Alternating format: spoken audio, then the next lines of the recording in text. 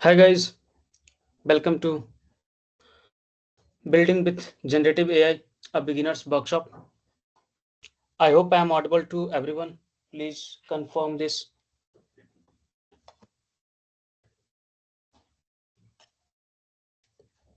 If I am audible to everyone, you can write in the chat or you can use emoji to let me know I'm audible to you guys or not.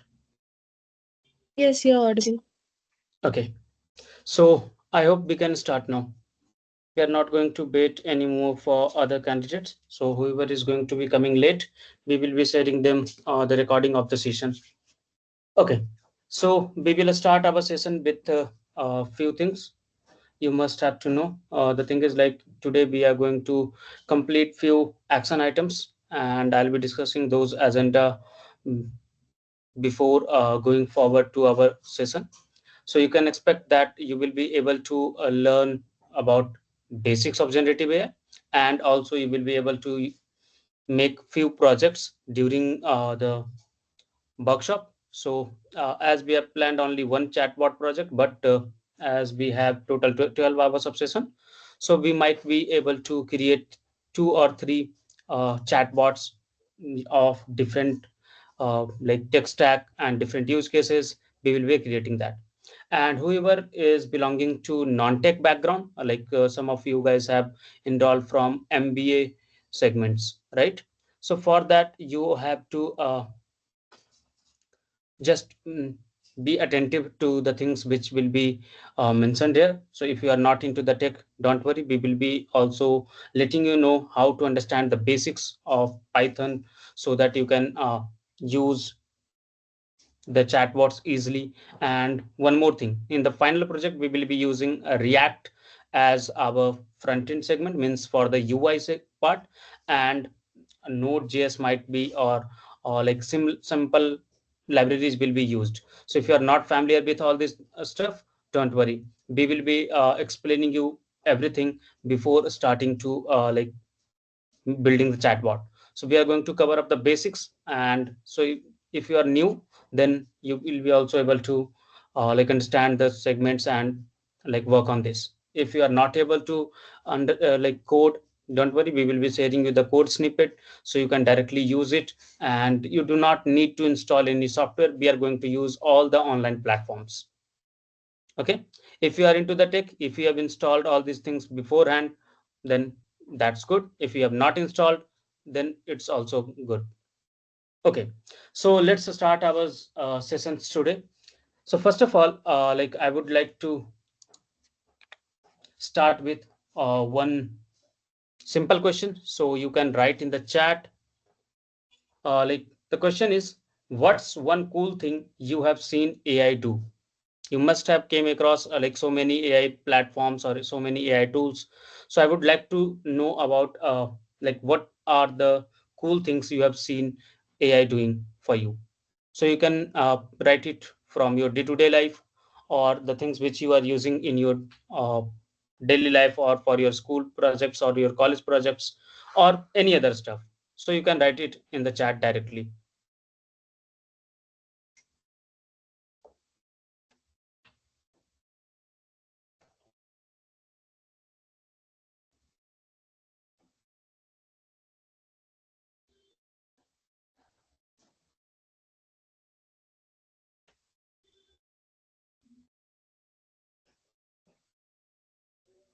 Okay, so I have got answer from Sarangi that creating a whole website and also apps in minimal efforts. That's right. Ragni has also answered I use Google Colab to use AI for real time data analysis. That's right. So these are the some of the cool things which you have seen AI can do, right, for you. So the thing is why I'm asking this question before starting to anything. So the reason is I would like to make you aware that you use in your day-to-day life. You are not aware of that, but you are using it. Suppose you are watching YouTube videos or you are watching reels on Instagram. These are the cool things you do on daily basis, right? So there also AI come to the action and they recommend you those videos who is more likely to like interest line your interest, right? So if you start watching reels, you must have observed that like it is showing you all those reels uh, of your current mood, right?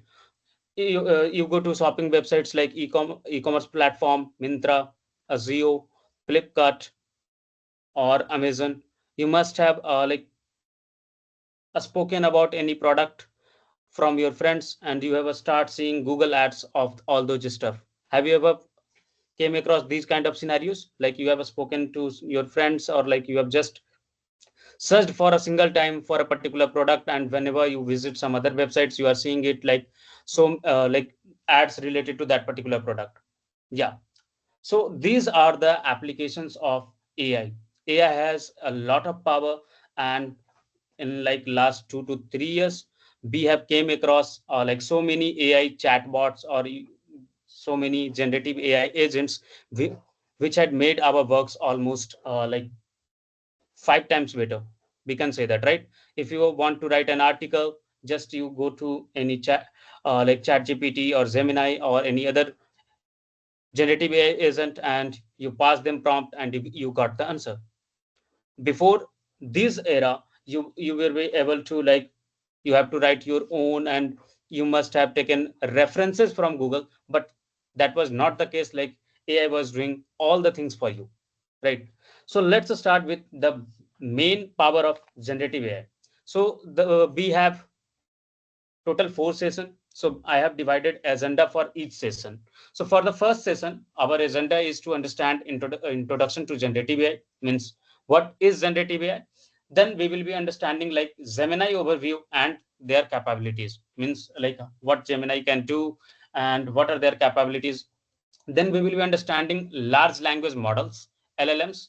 This might be a new term to the non-tech guy, but don't worry about this. This is a part of machine learning. Okay, large language models are a part of machine learning. I'll be discussing these things later on as well. Then there is hands-on first API call with Gemini. We are going to use API of Gemini to create our responses. So uh, just for non-tech guy, I want to remind that API is similar like a pipeline. Like suppose you must have a water pipeline on your home. So what it does, it brings up like water from water tank to your tap in your washroom, in your kitchen, right? So what it does, it just provide a way of transportation of water from water tank to your tap, right? In similar way, API does for the websites, or in case of data transactions, it brings us data from database to the user. Okay, and sometimes like when we are filling out the form, then it also carries the data from our end, means user end, to the server, and server processes it and saves it to the database. So these are the things which you can expect from APIs. Okay, then we will be also uh, build a simple QA assistant. Okay, so let me just quickly walk you through with basic things. So we will start with generative AI. So what it is, I have just copied these terms from generative AI itself. So just go through with these things line by line, and then I'll be explaining to you. Once you like go through with the line by lines concept, then just put a thumbs up so that I can understand like you have read it, you have gone through it, and then I'll be explaining you in simple term.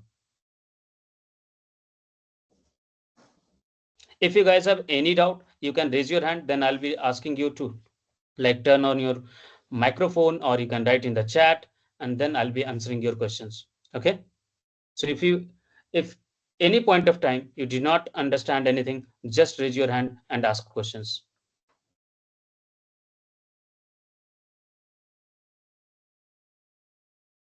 For reacting, in the top panel you must be seeing like react icon if you are using web version of Teams, and if you are using like desktop version, then in that case you have to use like the bottom panel, where you will be able to do that.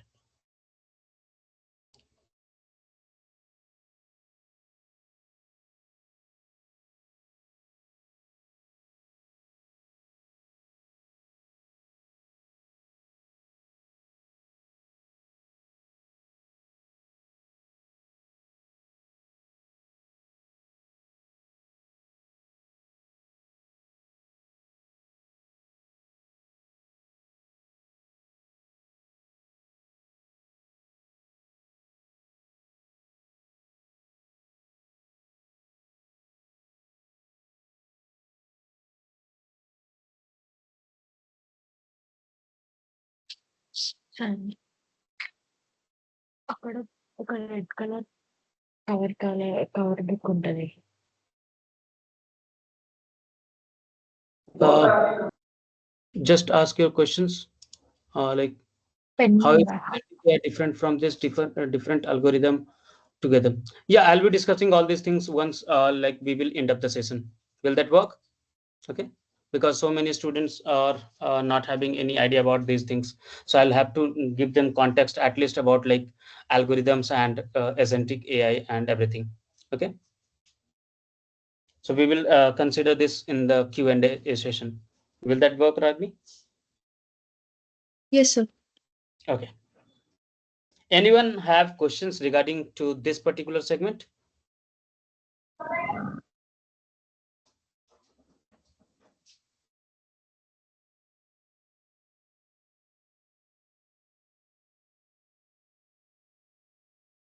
All right. So if you do not have any question, I'll be explaining you about this generative AI. See, there are two segments. One is machine learning, and then there comes artificial intelligence. So you must have heard term about machine learning and AI. Okay. So these are two different segment. These are not a common segment. These are two different segments. Okay. Yeah, there are so many limitations, Ankit. So I'll be discussing about these things as well. Just wait for that particular part. Okay, so coming back to generative AI, so this is a part of, or you can say that branch of artificial intelligence. It mainly focus on like generating new contents. Like you must have used ChatGPT or Gemini. What you do, you either generate text, you either generate images like Ghibli trend, which you have gone through in the last, I think, last 2 to 3 months. The Ghibli trend on like Instagram, and then you also have right now going on 3D image generation kind of thing, right? You put up on your image and ask ChatGPT to generate a 3D view of your image, and it generates you and gives you. So what you are doing, you are just generating text, images, music, video, or even codes. So these are the capabilities of generative AI. So this branch particular focus on these particular stuff: text, images, music, video, or even code. There might be a scenario where some of the generative AI agents will be dealing with only text, might be dealing with only images, might be dealing with only musics, might be dealing with only video, or there might be a scenario that they might be dealing with every stuff, like all of these things or few of these things. So generative AI mostly deals with like creating new contents. Okay, and that will be a part of text, image, music, video, or even code. Okay, and how it does, like it generates content. So there must be a scenario like through which it is generating. So what's the process of all this stuff? So the process is it learns from the existing data. Okay, so like in case of ChatGPT, DeepSeek, or like other platforms, it has kind of thing like they have been served with internet data, and using that they are providing you outputs right now. So they need a lot of data to learn the patterns, and based on pattern they try to predict the next move. Okay, that's the actual working parameters, or you can say that working pattern of generative AI. Okay, so in traditional AI, we like mainly classify or predict based data based on input, right? We feed the data to the machine learning, and then we also keep some training data, we keep testing data, and based on that, like we create predictions model, and then we use them, or we use classification models, and we work on them. But in case of generative AI, what we do is like we feed them a lot of data, and then we try to produce original outputs. But I'm mentioning a term, not fully original, most likely original. The thing is, like, it might be a scenario that you came across, like it has copied some segments from some other part. Okay, so in that case, like you will be able to see that like these are copied from someone else. So you cannot say like it is producing always like the original data. So we can say that most likely original data from uh, whatever data it has learned. So it try to mimic like human created work, and like generative simple means generate something new. Okay, so that's why this term has been added to this particular segment. So what we can say that generative AI is a branch of artificial intelligence which focus on creating new content, and the content might be a type of text, images, music, video, or even code. What if I ask you to like write an example in the chat for each of these, for text generation, for images, for music, for video, or even code? Like what are the agents you have used so far? So you can write in the chat.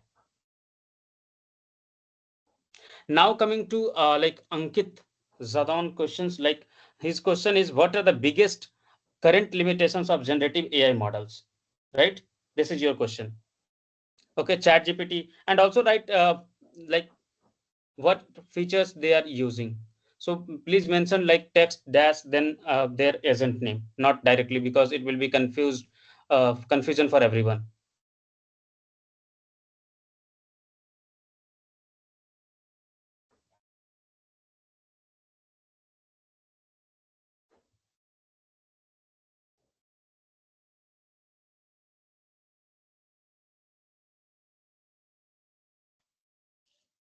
See, the most biggest mm, limitation which I have faced in my experience is like hallucination. Like whenever you have tried to create a proper project using directly with the generative AI, then you must have came across that it start hallucinating. It do not remember the context after few conversations. Suppose you have used 10 conversations, and after that you must have came across that it starts hallucinating. It is writing some dummy codes which is useless, or it is doing the stuff which you have even not asked. Right? Have you came across these kind of scenarios?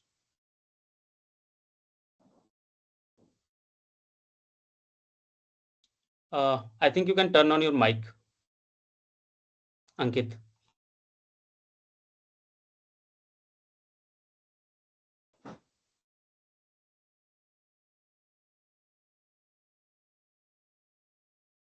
I didn't get your point, Anand. Suno AI for means what? What's your question?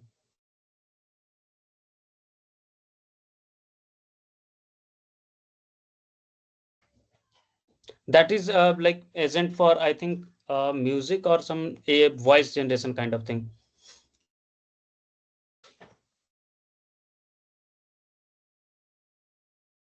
Mhm. All right. So see what how it works. Then come to that particular point, and I would like to explain this thing. So see how it works. Actually, we have to understand, and the thing is like it works in a way. It gathers data from like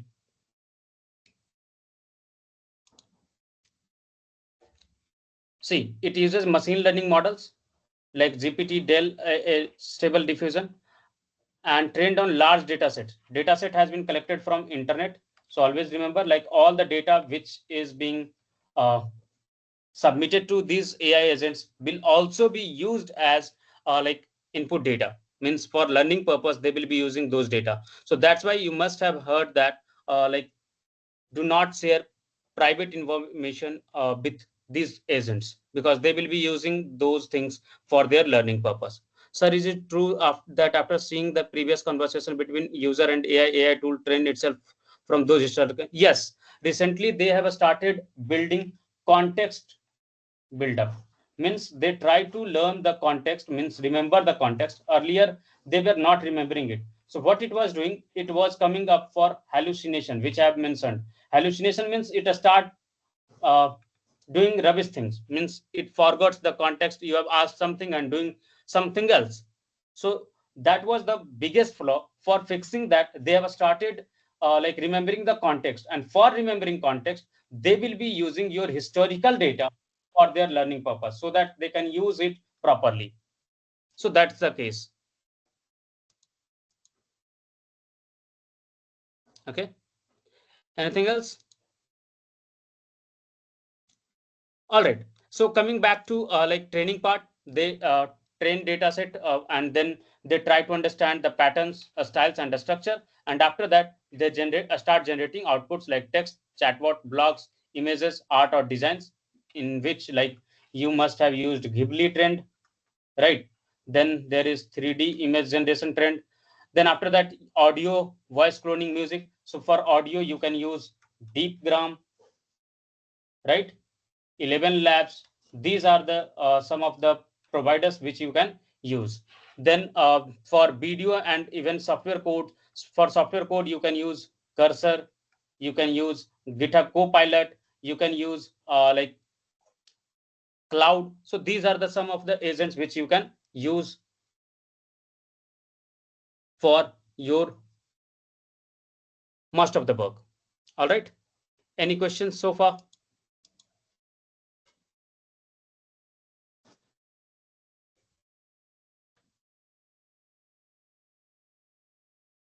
Yeah, Sarangi has also mentioned that Cursor is being used for code. That's right. DeepSeek for image content summarization. That's right. So I've got a lot of answers. That's really good.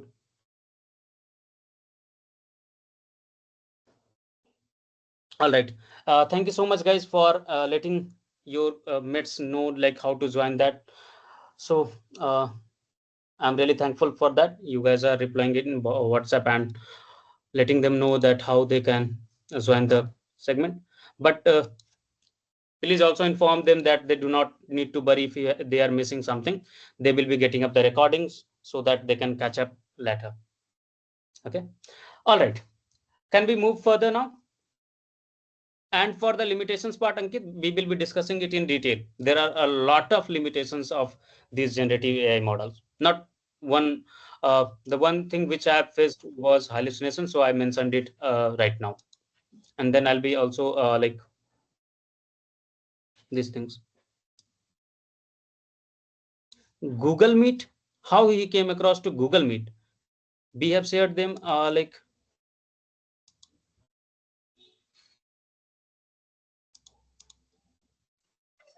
No, sir. In the mail, a Google Meet link has also been sent. okay, so that has been removed. You can check now. We have updated the calendar. So please share them. I have also shared, I think, Teams details in the chat. If I have not shared, then I'm sharing it now. Just wait for a while. And I've also like clearly shared like links for enrolling yourself and booking seat for the Microsoft Teams. I don't know why, like why you guys have not checked your email earlier. All right, unable to join my video meeting. Only the chat option is showing for me. So it's not an problem. You can like have in the chat mode because we are not having any turn on camera kind of policies just for the privacy reason, because you might be chilling out in your on your couch and you might have joined the workshop. So that's the case. Okay. Now can we move to the next segment? I hope you have got the basic idea regarding generative AI, or if you have any doubt, you can ask now. I'm expecting questions from non-tech guy. I'm getting only answers from those people who are already having a bit of knowledge in machine learning and AI, and people who are not having any knowledge, they are not asking up questions. You should ask questions. That will be more fun then. All right. Now coming to examples of generative AI. So for text generation, which I've mentioned, we can have like articles, stories, chatbots. So for these, you can just I'm writing one example for each. We use ChatGPT basically. Most of you guys have used for these kind of text generation. For image, you also have used ChatGPT. You can also use Gemini and other stuff or ChatGPT even. And even you can use Canva AI. That is also an agent for generating images through generative AI. Then for code, you must have know about Cursor, Cloud. So these are the platforms which you can use for this kind of thing. Yes, there is AI for presentation. Actually, there are a lot of AI for making presentation. I'll be sharing you a list of like all these AI tools which you can use for your presentation. Even I'll share you a website at the last of the workshop which you can use for finding out AI agents for yourself for any kind of work. You will be seeing up a lot of AI tools over there. Okay. Then there is a multi-model where you can generate like text, image, video, all of these. So this is the perfect example for Gemini. Okay, so Gemini can perform all of these by all alone. So that's why I've selected Gemini to use in this particular workshop to make chatbots and all other stuff. Okay, all right.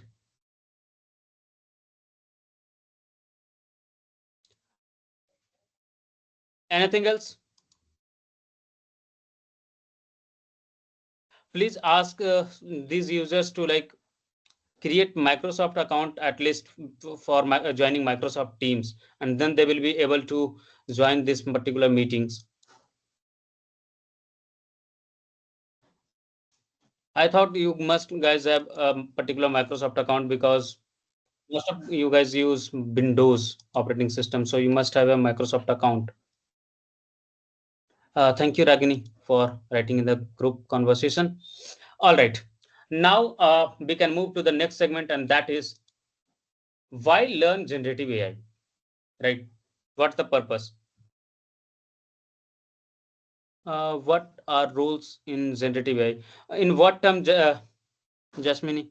I'm not getting like exact question from your side, so you can clarify or you can turn on your mic and ask. Are you asking about like job roles after learning generative AI?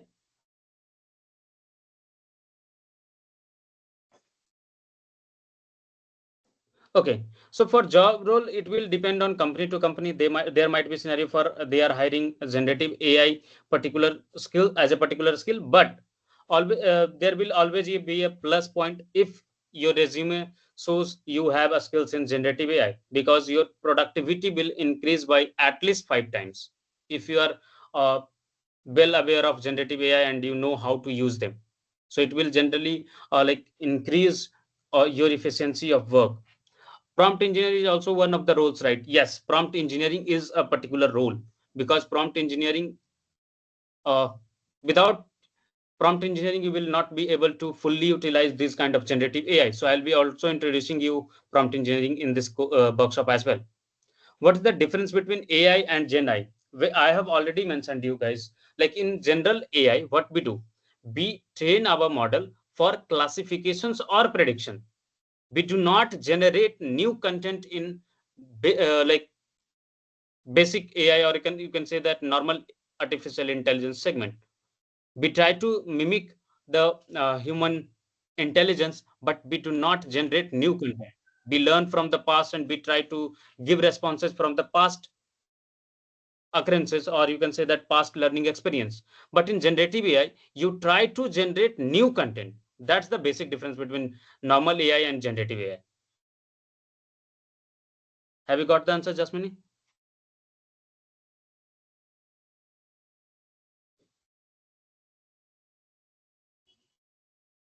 Okay. Now coming to why learn generative AI. The thing is, it is rapidly transforming industries, means like it is drastically changing the outcomes and your work efficiency. So that's why like it is being considered as like it is transforming industries, means it is helping in efficiency, or you can say that it also saves time, like for tedious task. If you need to like write an email for just you might have got invitation mail and all other mails. So what do you think? We will be wasting our time to for like writing these kind of mails? No, we are not going to waste time for all this stuff. What we will do? We will use any of this AI chatbots, or you can say that generative AI agents, and we will generate content and we will use it. We are not going to waste time on that. So it is rapidly transforming industry in terms of time saving, in terms of efficiency, and also as a helper. Okay, then it must be an essential skill for developers, a student, and creator. Why? The reason is if you are into development or you are a student or you are a creator, how it will help? I'm just giving you a simple example. For developer, it will help you to write code. Suppose there are tedious tasks to write some HTML content. So as a developer, do you think you need to waste your time in writing HTML stuff? After learning it properly, I'm not saying that you do not need to learn anything and just use this generative AI. No, that's not the case. First learn the basics and advanced version of all these stuff, and then use these tools as your assistant kind of thing, right? Suppose you have got a particular level of experience in a particular domain, then for your smaller work, or you can say that tedious work, you hire assistant, right? So for those purpose you can use these as your assistant, and it will help you out in writing codes and also in doing research, or even you can use this for writing test cases, right? The most hectic work for a developer to write test case, right? So in that case you can use this generative AI for your like work efficiency. For creators, you know that like it can generate video, it can generate audio, so it is always going to be helpful for them. In recently you have seen that monkey blogs. Have you seen these on social media trends? How many guys have seen this monkey blogs? Right, it has not released in India yet, but Google will be releasing it soon. Okay, so all these things are a part of generative AI. That's not like magic. These are the parts of generative AI. So using generative AI you literally can do magic. Okay, for students it will help you out in generating mock questions, right? Understanding complex things in simple term. Then it will also help you in research, it will also help you in assignments, right? And even in your exams you must have used this as a cheating tool. Have you done it or not in placement exams generally? I hope you have done that. Just admit it. How many of you have not used it? Just raise your hand. I want to know like who has not used. I'm saying that I'm not used. Okay, so Anand has never used these tools as, that's a good achievement then. A big round of applause for Anand and Ragini. They have not used these AI tools for their placement exams, means they are doing a good job then. They should give him a round of applause for these guys. You can write, like you can react using clap icon, or you can say that clap emoji. Okay, so all of your exams were offline. Don't worry, then you will use it. Then I want my clap back. Because when you will be attending online exams, you will be cheating up. There might be a scenario that like I'll be giving you quiz in this particular workshop and you will be using the AI. So I'll get my clap back then.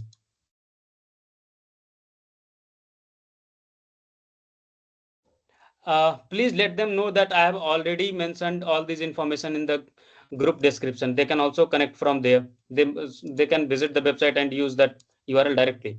Why these guys are getting stuck in this basic stuff? I don't know, like this, why this is being so tough for them.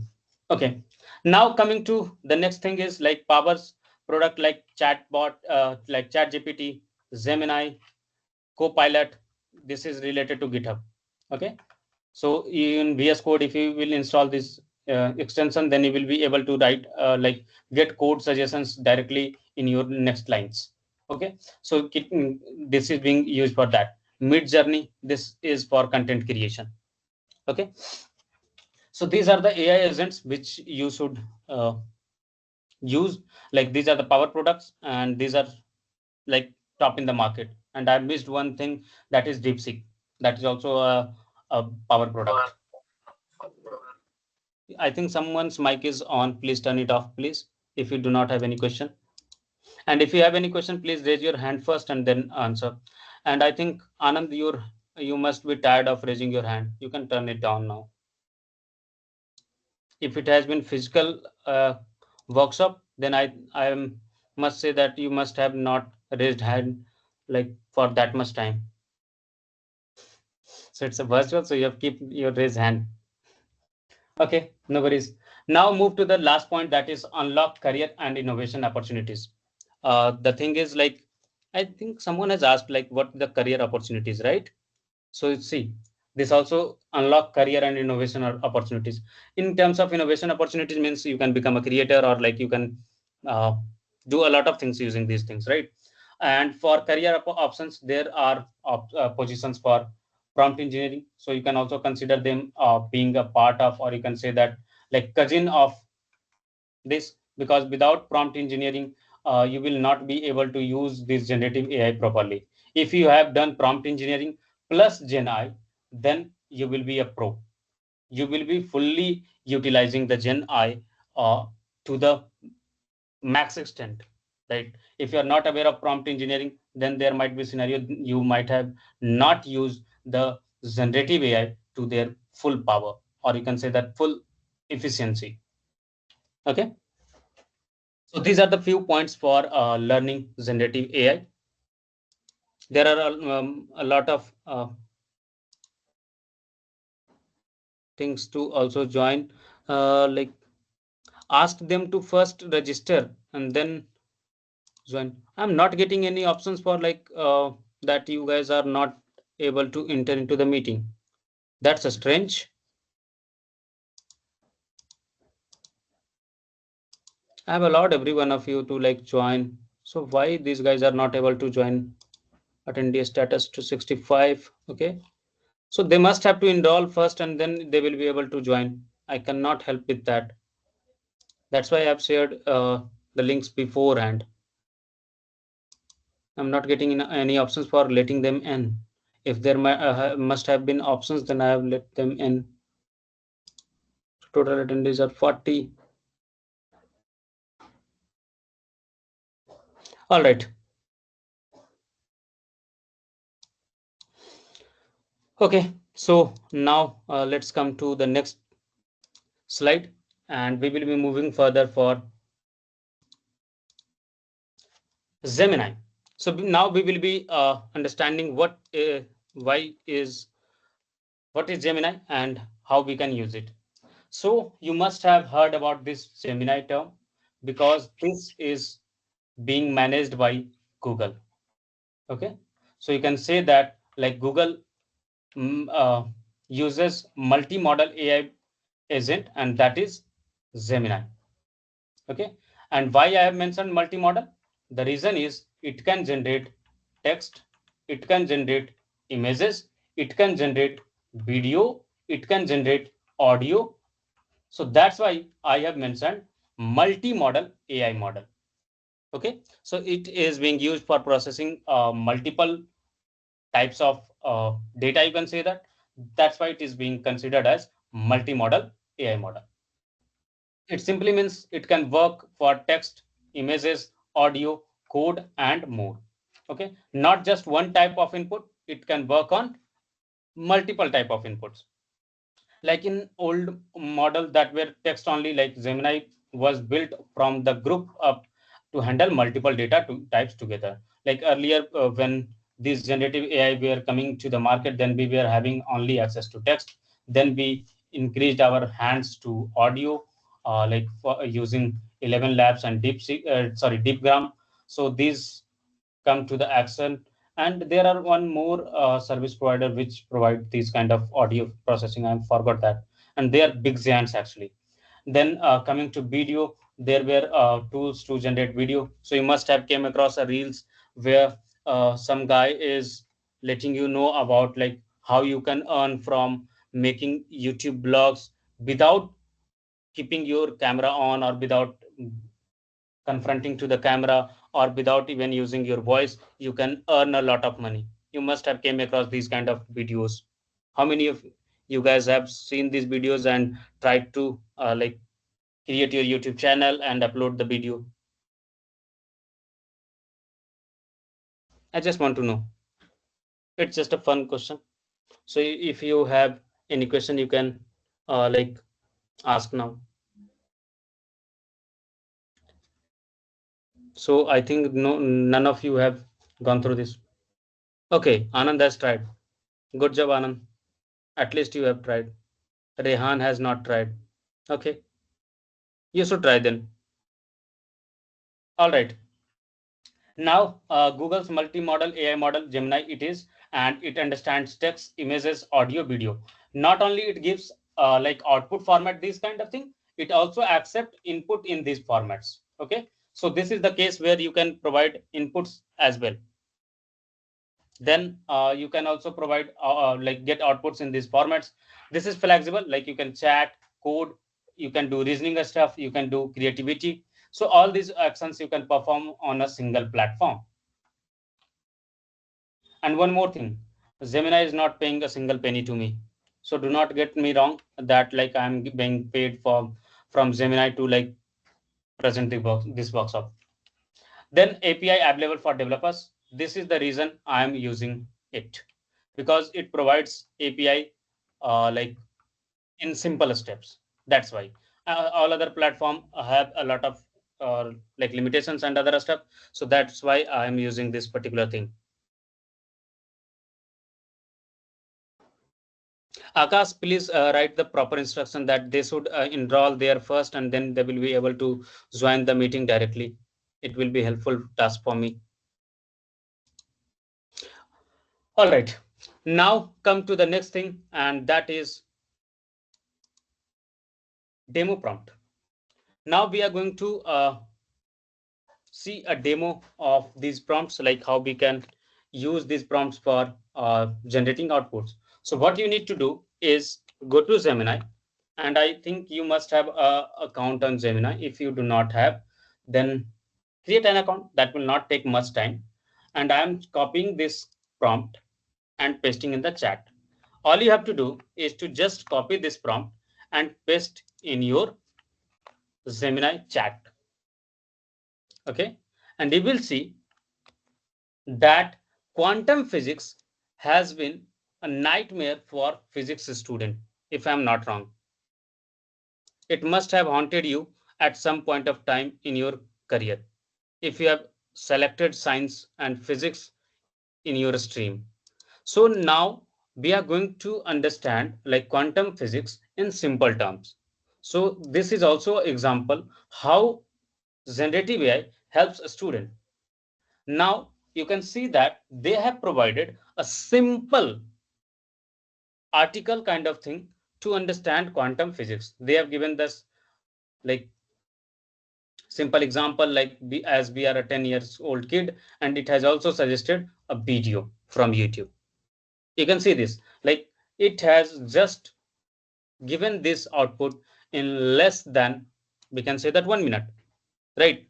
So within 1 minute we were able to track all these things, like we were able to see the chat like text information as well as one video output as well.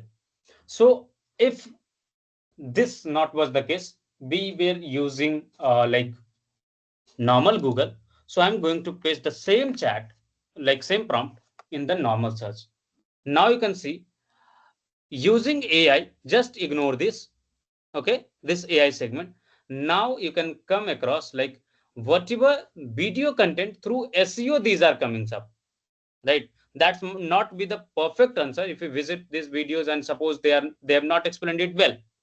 So how you will be able to like uh, know that this is the perfect resource for understanding quantum physics, right? So in case of generative AI, they do all these kind of research or validations for you. But remember, AI also can be wrong. There not be a scenario that they will be always right. These are machines who is performing actions for you. So there might be a scenario that they might be wrong. So always validate these answers before like considering it as true. Okay, so this also falls under like a drawback or a limitations of generative AI. Okay, but in most of the case, what it does, it just simplify work for us. Like it makes things easier for us to deal with all this stuff, right? So the main reason was to like ask you to perform this action, was to like let you know like how fast it does things for us, right? So is it, have you guys generated prompt using this or not? If you're not created generative like Gemini account, I would recommend you to create a Gemini account so that we can access the API keys faster. It will help us a lot.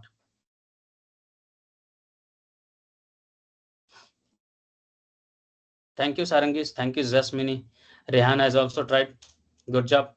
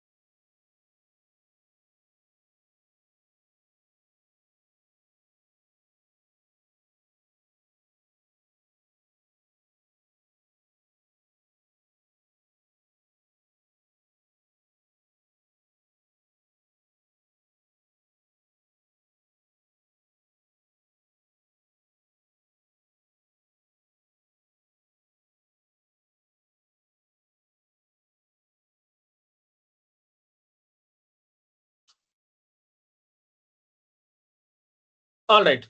Can we move to the next slide now? Okay. So let's move to the next set of action, and that is going to be understanding how this LLM works. So I have mentioned that like we are going to put some lights on LLM later on. So now it's the time to understand about the LLM, and we will be understanding how these things work in like we can say that behind the scene. Okay.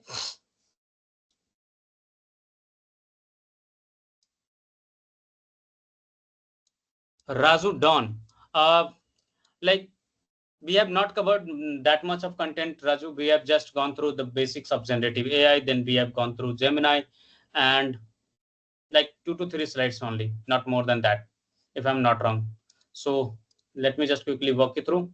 So we have understand like the agenda of today, then we have understand what is generative AI, then we have gone through the examples of generative AI, then why we should learn generative AI, then we have gone through Gemini, then we have gone through demo prompt, and we have moved to this particular slide. So if you have missed something, don't worry, we will be sharing you the recording of this session to you guys soon. Okay, so we will be doing that today itself. Okay, so now we will be understanding about LLM. See, LLM is we can say that it is an AI system trained on massive amount of text data. So LLM mostly works on text data. Okay, so like we can say that LLM works on text data, and for that what we need to do, we need to train first, train model with text data, and this text data should be a huge data set, not a smaller data set. So by consuming this data, it learns the pattern, and then it starts to generate human like language. Human like language means it will be generating text which is more likely to be generated by a normal human being. Okay, so that will be the case. So what it does, LLM model just learns data from patterns from the text data, and then it starts generating human like language, means human like response. In which format? In text format.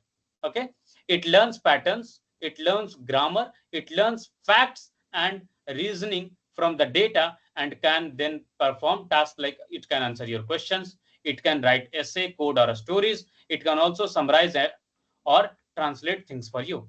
It can also like hold conversations for you. Like if you have used ChatGPT or Gemini, it has also remembered your context and it has answered you accordingly. See, this is not the case like only text is being processed in like ChatGPT, they are also being converted to multi-model. I've already explained you, like LLM only deals with text data. Okay, it do not deal with image or any other kind of things. So for like they No. use Good generating morning, text. ma'am. Like if you are processing images, they will Good like, morning. yeah, Jasmine, Good morning. good morning. You have any question?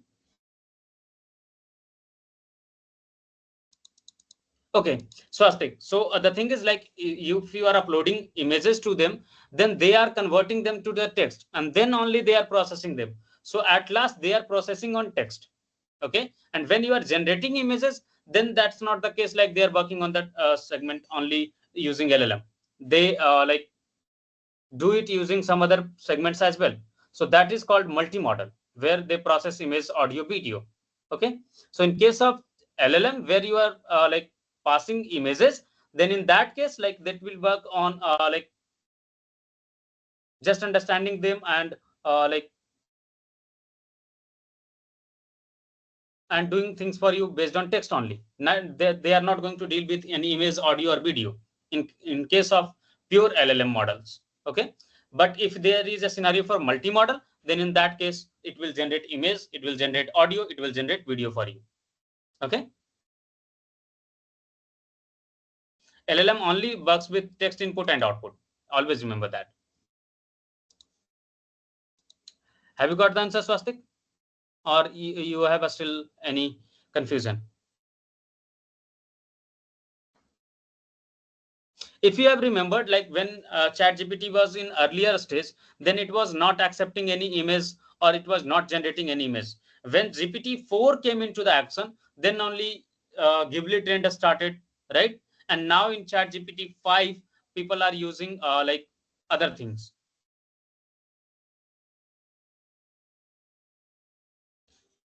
All right, now come to the next thing which we were discussing, that is like holds conversation. Like you can open your things and start doing.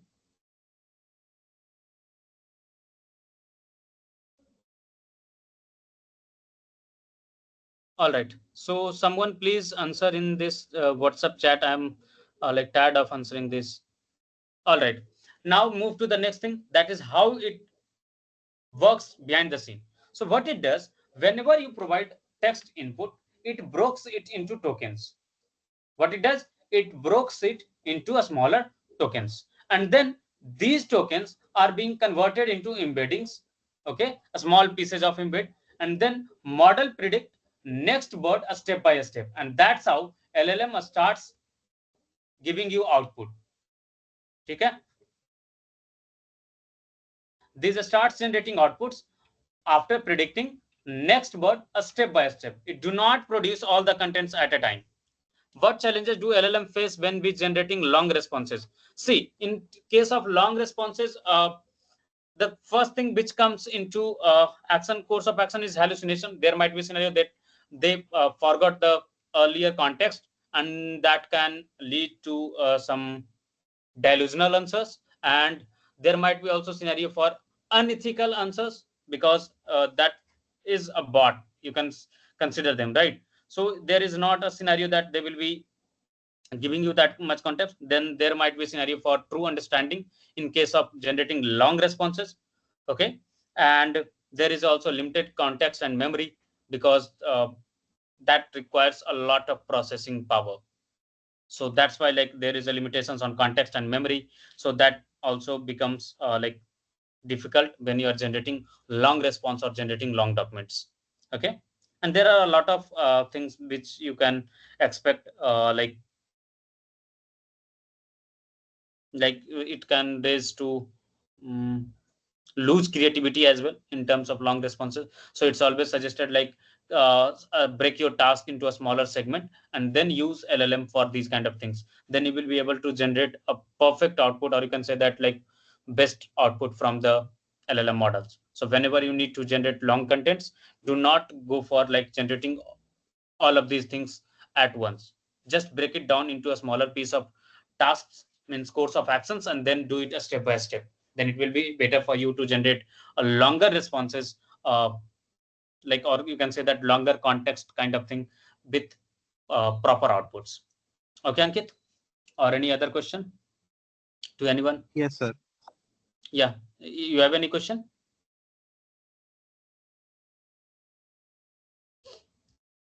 All right. Now, what it does, it then output us by coherent response, means it combines up all these small chunks and then it gives us the final output. So this is how LLM works. What it does, it breaks first into tokens, and based on tokens it converts into embedding, and after embedding it predicts start predicting a step by step, and after predictions it coherent the response and give it to us. Okay.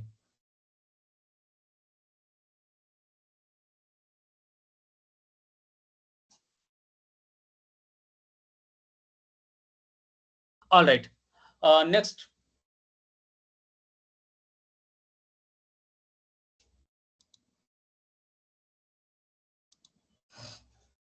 now we are going to play a simple game. What you need to do is to like predict this, and you need to write your answers in the chat. Okay, do not write now. I'm like giving you a Q&A kind of thing, and then you will be able, then you should write there, then it will be good. Like, I want you guys to answer. The cat sat on the, and there is a blank space. You need to predict the next word. Okay, I have given questions in like segment. Write in the Q&A, Swastik. I'll be considering those answers only. Go to Q&A segment rather than chat. There is a segment for Q&A, and there answer that. I'm waiting for your responses, guys. I'm seeing only 3 to 4 people are being attentive to this workshop, and rest of you guys are not being attentive. One more thing, like there will be 2 certification for this workshop. One will be provided for basic participation, and the next will be provided for your like overall performance during the workshop, like in quizzes, in Q&A, and in final quiz. So it's not be the case that like those appreciation certificate will be awarded based on only cues. That will be awarded on a lot of things. Okay, so keep that in mind. And one more thing, like Unstop will be providing you a normal certificate, and you will also be getting a certificate from us on our platform. That will be also LinkedIn shareable, and you can use it for so many purpose.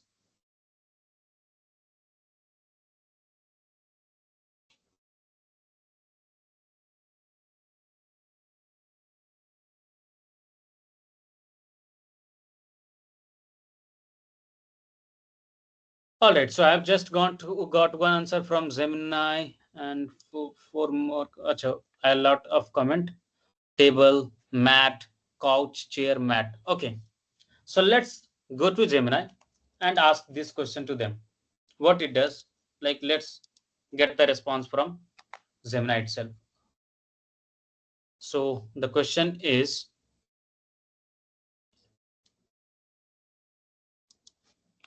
the cat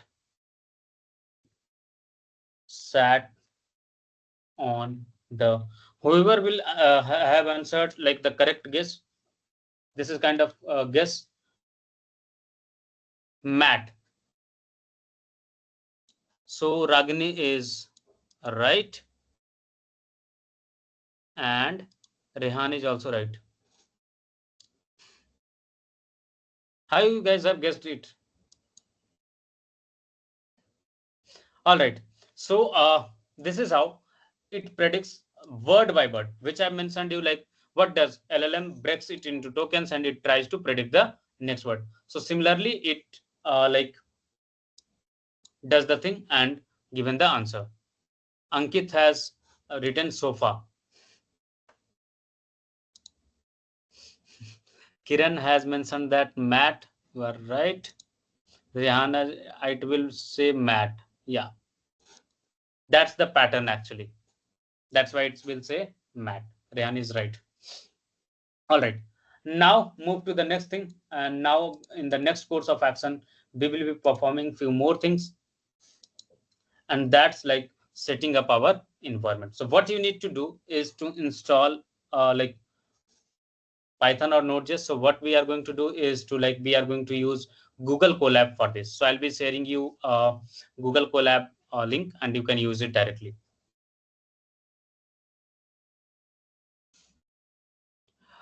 Sir, you said it gives in text form, right? Will it use word tokenization concept to answer? See, Sanjay, that's not the scenario that it will be using a single pattern which I have mentioned to you for the LLM. It processes using a lot of concepts, a lot of algorithms. So, word tokenization is also being used in LLMs. So it based on it depends on like what package or library you are using for your like LLM task. So it will be based on that. So if you are creating your own AI, then it's on your side that you decide like what things you need to use, right? So like which AI uses which things, that depend on their concepts or their algorithm actually. Okay, so if you will ask a generic question like that, but tokenization is being used in LLM, then yes, definitely it is being used. But it is not always word level. It also like convert it into subword. Like there are two words concept or something like that. Then in that case, like it will uh, tokenize it in smaller parts, even it in bytes. Okay, and then based on that, it process and then it will give you the response. Suppose you have given chat gpt, so in that case there might be scenario that chat will be separated apart, then gpt will be separated apart. There might be scenario that chat gpt should be processed might be processed as a single word. There might be scenario that it can be ripped apart in chat plus g plus p plus t. So who knows like how it is going to be used. So yeah, but tokenization is being used, but it's not always necessary that it will be using words directly. Okay, anyone have any more questions? If you do not have any questions, then we can move further for like setting up our environment, and we will be focusing our all mind to generate a simple chatbot, or we can like say that we will be using a simple API response using these kind of things. For which a step? Okay, so you are asking about like setting up your environment.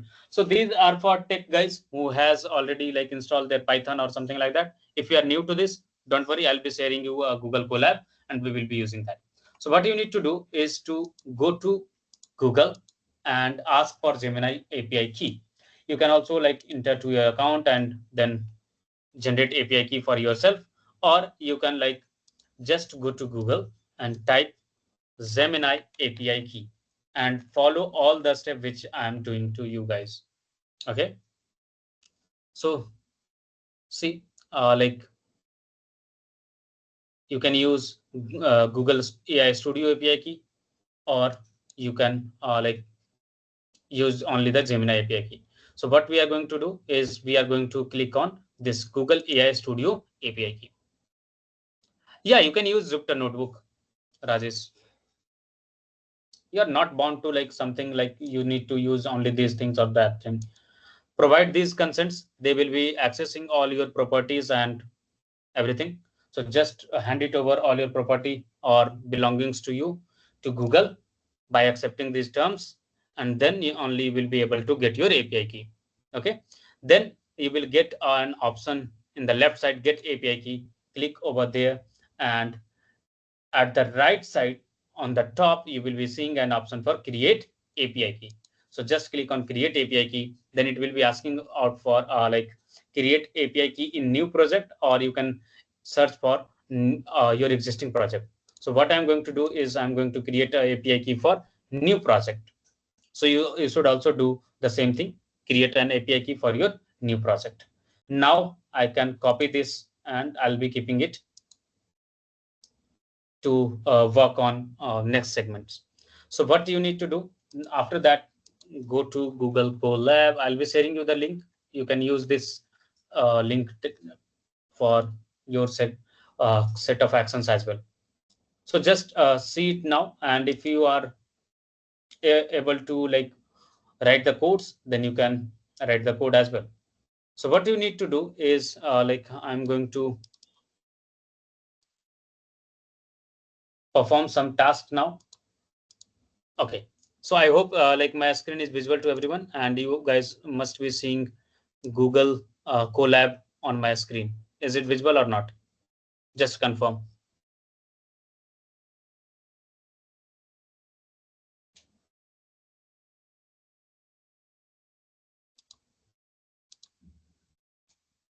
Okay, now we are going to perform some API calls.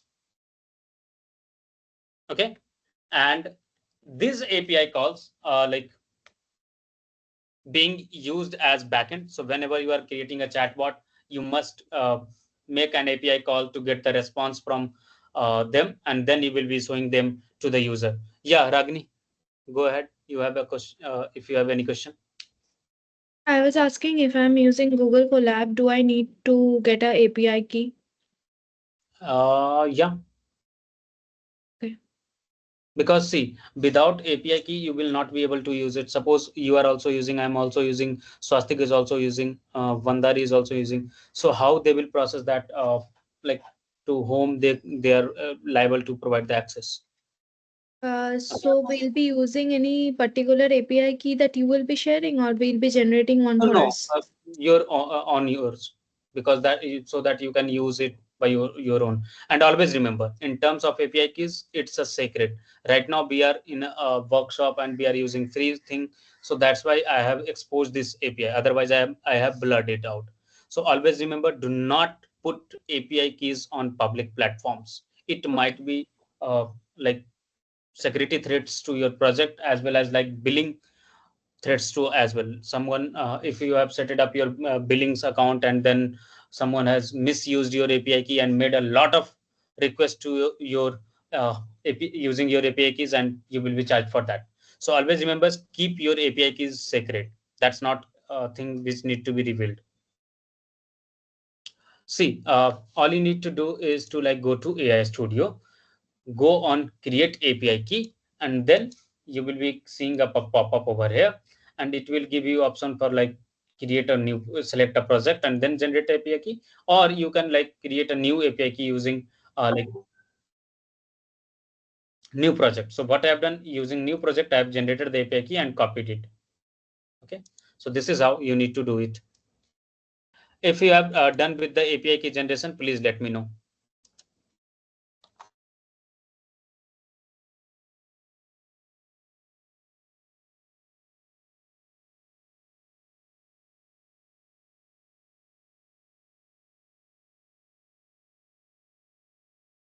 After copying the API key, what should I do next? Just paste in the notepad, and we will be doing things, and then you will be using it over there. Okay. Okay. Okay. Also, sir, I have one more question. Yeah, go Um, ahead. right now, I'll be going to my college. I'll be having classes from 12:30 to 2:45. But Mhm. I'll ask for permission to stay in the workshop. But I might be a slightly less interactive then. That's why I'm just asking for your permission for the same. Yeah, no issues. You can like go through with the recordings even as well. So Okay. once again, can you say that IPA key? I'm unable to do it. Okay. So see, go to AI Studio where you are. You can share your. Can you share your screen so that we can help you out?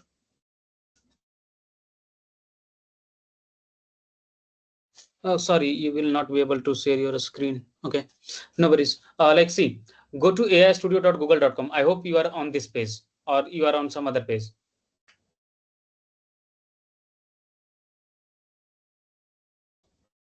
Jasmine, are you on this page or on some other page? Please let us know so that we can help you out. Sir, I'm on the page. I'm opening Google AI Studio. Okay, so see, you might be in the chat page then. Yes, sir. Google AI Studio. Here you are, right? So see, Mm. go to the dashboard menu. See over here, there is an Yes, option for sir. dashboard, right? And then there is Yes. API keys, right? Go over Oh, there. sir, in the left side. In the left panel, there is a studio drop down and there is a dashboard drop down and documentation link. So expand the dashboard drop down and you will be seeing API keys in the left Yes, side. sir. API keys. Okay. Oh, What will be the create API key. yeah, create API key. If you have copied your API key, then paste it in the notepad for now. I'll be showing you like what you need to do next. See, I'm keeping the Okay. pace slow. The reason is like I want you guys to be more like being a part, not a normal participant. I want you to be a part of this workshop. Like you should be performing actions altogether. So that's why I've kept the Sir, content I in copied it. that you can. Yeah, go ahead, Jasmine. Sir, I copied it. Okay, so just keep it with you for now, and like keep it in a notepad so that you can use it later. Okay, so Okay, what sir. I'm going to do is like I'm going to write now the code snippet for making an API call to this Zen AI. Okay, so let's start by writing few lines of Python code. If you are not understanding it, no worries. I'll be explaining all of these things to you guys. Okay, so don't worry about that. If you are new to Python, no worry. Just write what I'm writing. I'm not going to write a lot of lines of code, so it will not be like difficult for you. Write from Google, import Zen AI. So what we are doing is there is we can say that module Google, or you can say that a library Google, where Zen AI is a method which is which will be used to like perform our actions for making API calls to Gemini API key. So we are going to use this library for making like API calls to Gemini. Okay. So next we are going to do is going to make a connection. Whenever you try to connect with some other platform, then you must have to establish connection first. Okay. And after establishing connections, then only you will be able to make API calls to them. And during making connections, you must have to pass your API keys so that it they can validate that you are the actual user or you have the access to like access their resources. If you are not having the correct API key, means you are not having the access to use that particular thing. So they will reject you out. Okay. So before moving forward, write API key as a variable name and put your API keys here as a string. What you are going to do is you are going to store your API key as a string here. Okay, so what I have done, I have kept here API key is equal to this. This is not the correct way of doing this. Whenever we are work on a production level project, what we do, we keep this in an environment variable. Environment variable is a protected segment where you can keep your all these secrets safe, because when you are keeping this on a public platform, it is exposed and it will be vulnerable, or it might be like a threat to you. So always keep this API key sacred with you. Okay, just we are learning for now, so that's why I'm sharing you, because you guys are new to this these things, so it will be difficult for you to without seeing all these actions, right?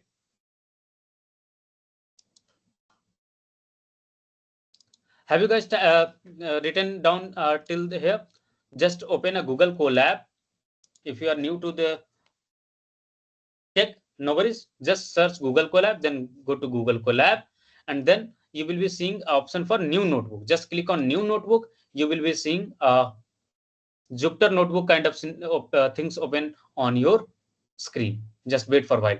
See like this, and then in that part write these things. Okay.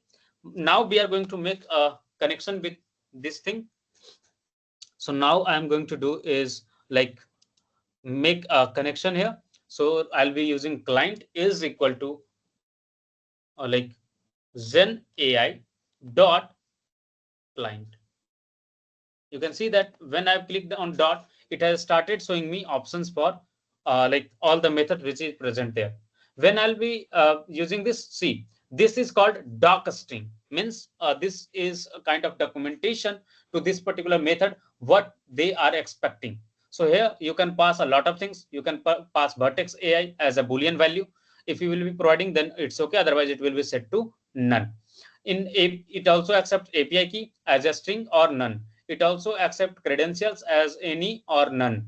It also accepts project as string or none. It also accepts a location or none. It also accepts debug configuration as debug config or none. It also accepts HTTP options as HTTP options or dictionary or none. So these are the parameters, or you can say that arguments, which this particular method expect. So we need to just pass our API key. So we will be passing over here API key equals to API key. Okay. If you have kept this same thing name, then like this, or you can say like key and then just pass over here API key is equal to key. Just for your clarification, not to make you guys confused. So that's why I've turned it to key. You can keep it any name. Okay. So this is just a variable name. So you can even put your name at the place of key. Okay. Just write it down. After making a call to client, you will be able to make a connection to Google Gemini API segment. Now what we need to do is to access like things. So for generating response, what we need to do is to response is equal to, we will be like storing the response coming from Gemini API to response variable. Okay, so you can keep it like this way, or you can like keep it on your part, like whatever way you are comfortable, you can do it. You can keep any variable name at the place of response. Now what we are going to do now with when we are going to make a connection, and after making connection, I'm going to use a method called models, so that I can use my own choice of model for generating content. Now there are a lot of methods which you can use for generating things. You can use generate image for generating image, generate videos for generating videos, embed content for creating embed content. You can edit image, you can count tokens, you can delete, you can generate content stream. Okay, so what we are going to do is we are going to use generate content. Now it like expect from us like model, we need to provide model as a string name, then contents like what we are expecting from them, and then configuration. If you have something, then you will be passing over here. So we must have to pass two things at least, the model and contents, what we are expecting. Okay, so what we are going to do is I'm going to pass here model equals to, and then I'll be passing model here. Then I'll be using contents equal to, and then I'll be passing content over here. Once I'll get the response, what I need to do, I need to print the response so that we can see the output. Okay, so this is going to be a simple script to make an API call to Gemini API using Python. Is it difficult or is it easy? Just let me know. This is just a 1, 2, 3, 4, 5, 6, 7 line of code. Now what I need to do is we need to understand like which model we want to use. You can even like download this snippet or copy this snippet if you are making a call using curl. If you want to use some other segment for making API calls, so you can learn from here. See, these are the SDK which you can use. Pip install you Google Gen AI, you can use this, and then like using this from Google import Gen AI client response like this, right? So this is the exact which we were doing there. The client gets the API key from the environment variable Gemini API key, right? You need to set up your Gemini API key in your environment variable if you are not willing to pass here directly. But in normal case, if you are working locally, then you must ensure this Gemini API key in your environment variable, like system environment variable, and then use it. So you do not need to expose your API key directly. But we are working on a web version, so that's why I have used this particular format. Okay. Now we will be using this same model. So I'm going to copy this model and paste it out. Is there any issue with this? Up. Do you guys have any objection on this? Like I'm copying the things from Google. I don't think you guys have any objection. All right. Now I'm going to pass here like content. So what you want to generate, you need to pass here. So what we are going to do is we are going to ask them the same prompt which we have asked to this question. Simple one. The cat sat on the, and we are going to pass the same thing to our content segment. Okay. Is there any problem with this? And once you have completed this part, you just need to run this code by clicking on this, or you can just click on shift plus enter, and that both way it will work. See, it has given me the error that like SDK HTTP response code. Okay, so this is the response, and you can see that like the answer is present over here.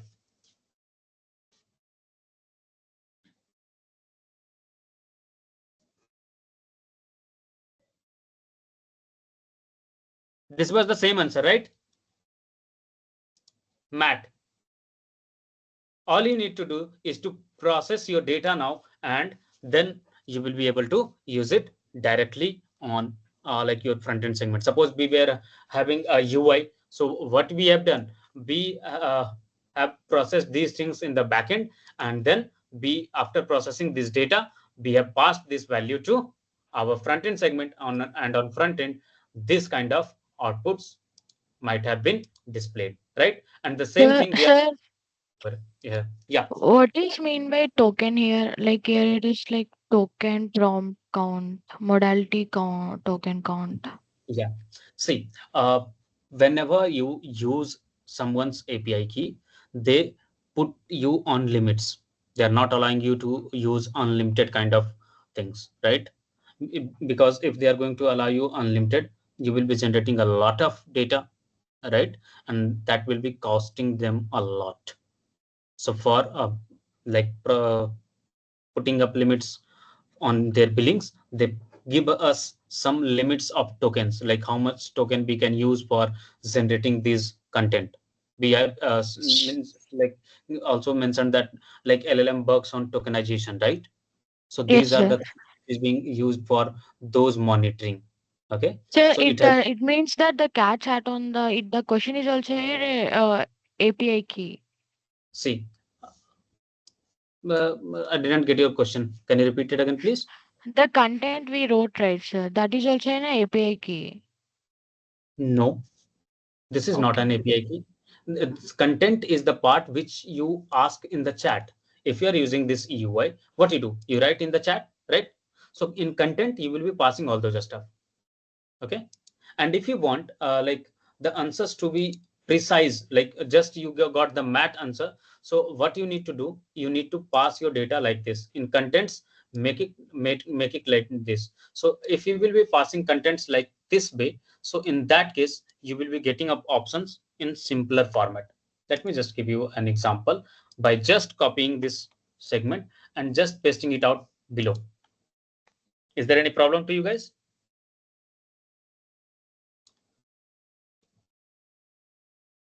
Okay, so this is the format, right? In contents we are passing parts like this, so we'll be copying this thing and pasting it out in our contents. All you need to do is to take care of indentation, because Python works on indentation, so don't mess it up with indentation, otherwise you will be getting up a lot of errors. I will be also sharing you this thing directly, so don't worry about that. If you are missing things, so do not need to worry. I'll be sharing you the things directly. Okay, just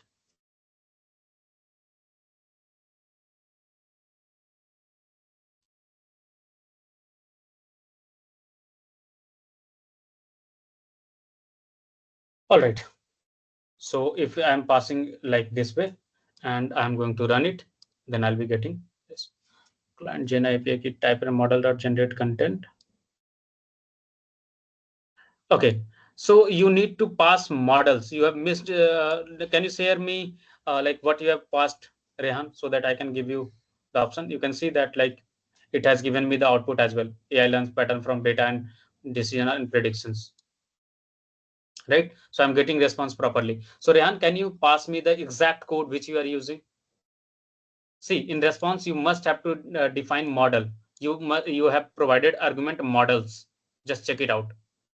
Here you have by mistake you have put it s at the end. So just remove that s. It will be in working state. So how many of you guys are able to run this program successfully? Just raise your hand. Yeah, you have used models here. So whoever has successfully run their program, just clap for yourself. I'm fixing your code and sending it back to you, Rehan. Just like use it now.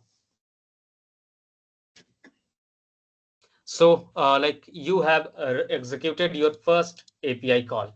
So congratulations to all of you. Yeah, Swastik, go ahead. What's your question?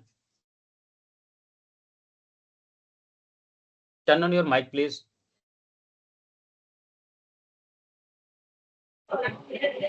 No, sir. You have just told that Actually, you have who raised have your hand 2 times, so that's why I was confused. That I thought like you have any concerns. no, sir, no, my mistake. Okay, no worries. So I am not going to send you the API key, and rest content I am going to share you. Okay. So at the place of API key, just replace your API key.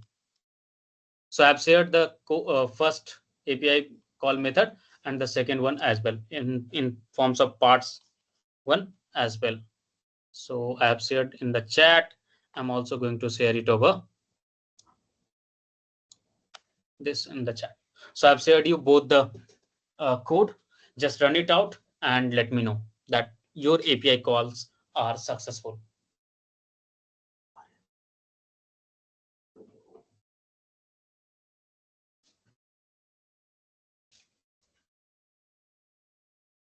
Just let me know in the chat once you got your things working.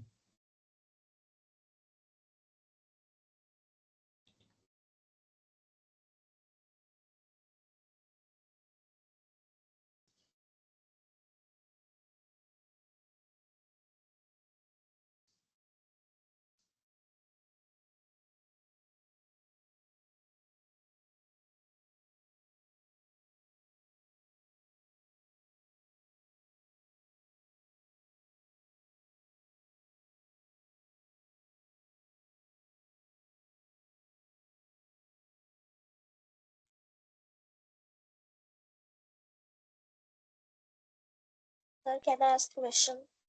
Yeah, you can. Sir, actually, I have run the code on both Jupyter as well as on Google Colab. But Mhm. the one which I have pasted in Google Colab has worked, but not of Jupyter. Okay, so on Jupyter, you must be getting that Google is not installed on your system, right? So what you need to do is, I think you Yes. have missed something. When I was explaining this, I have also explained you this thing, right? You need to install it. So when you are running in on your local environment, so there is not any setup for Google Gen AI, right? So they will not be able to read that. Okay, so just Okay, you sir. need to install pip install dash q dash u Google Gen AI. Run it on Jupyter Notebook first and then try to run it out. Okay, Sarangi, what's your question?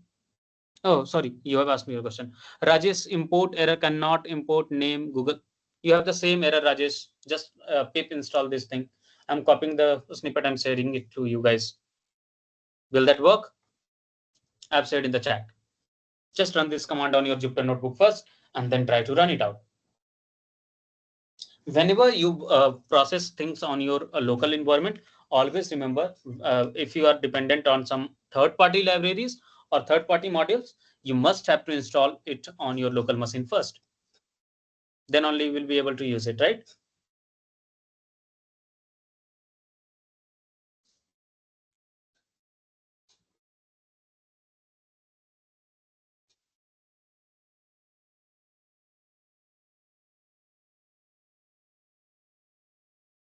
I hope you have learned something at least in this session, or you got bored.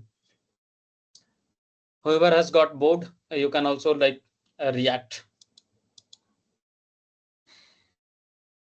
If you have not got bored, then you can react with heart icon, or if you have got bored, then you can like not react, or like just click on like.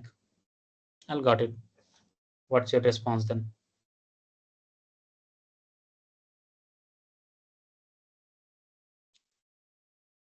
If you want such like more these kind of workshops, then please be a part of our community. I'll be notifying you guys over there. We are planning to host at least 2 workshops in a month, and it will be always free. This is not going to be a cost for these kind of workshops. So feel free to join our community. I'll share the community link in the WhatsApp group, and then you can join it from there. Okay. And we will be taking up 2 sessions at least on each month, and topics might be different. Sometimes we might have topics from website development, sometimes we might have topic from mobile application development, sometimes we might have topic from machine learning, AI. So there might be multiple domain workshops. You can also share it with your college friends if they have missed this opportunity. Okay. All right, guys. So we are very close to like we are actually far ahead from our planned session. You guys are too like intelligent. I can say that this is the best audience I am ever taking a workshop. You guys are like asking questions. You guys are attentive. You are also trying things. So that's really a nice audience. So you can clap up for yourself again. All right. Now we will move to our next slides. Okay. So that we can like yeah. Okay, congratulations, Sanjay. I hope like most of you guys have done it. If you have not done it, then it's your problem. We can say that now, right? Okay. Now see, I've kept this thing in the presentation itself as well. So see, this is a simple like code snippet to make API call. So you have done your first API calls. Congratulations. Now we are going to build a simple QA assistant. Okay. So what will be our tasks? So first thing we will be performing is like we are going to uh,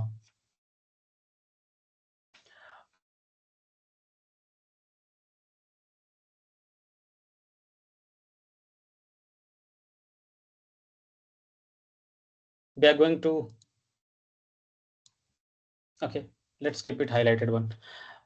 First take input from users, ask about their question, and then we will send it to GPT to process, and then like we will generate the answers. Okay, so let's do this.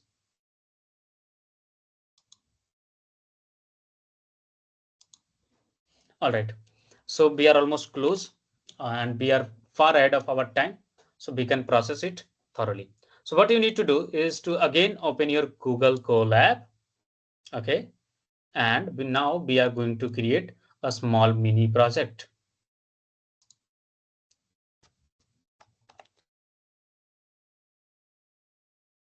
Or and the title of this mini project is going to be, we can say that, Q&A assistant, right? So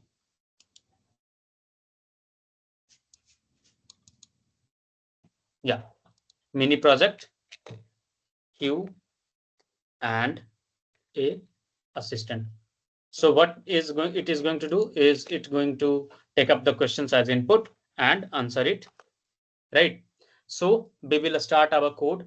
So before moving forward, like let's understand this.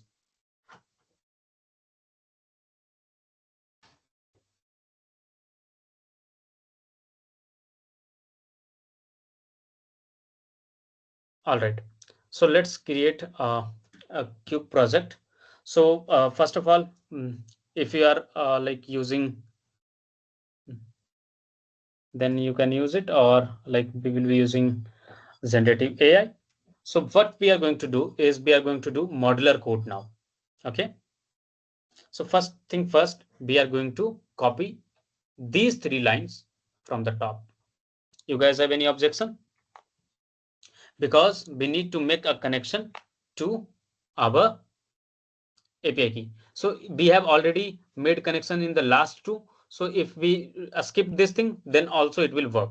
Okay, we can use the variable name directly. But I want to like make this thing separate so that you can copy this a snippet and use it on some other notebook as well. Okay, that's the actual my opinion, like goal. Okay, let me just create in the new notebook then.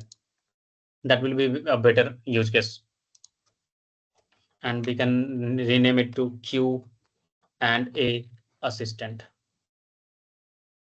Okay, so what we have done so far, we have made API connections. Now we are going to make a question, def ask question. This is a function uh, in Python. Okay, and here it will accept question. What it will accept? Question, and it will deal with Gemini API. So what it will do, it will generate response and return it back to you. Is there any problem with you? If it is doing so, do you guys have any problem?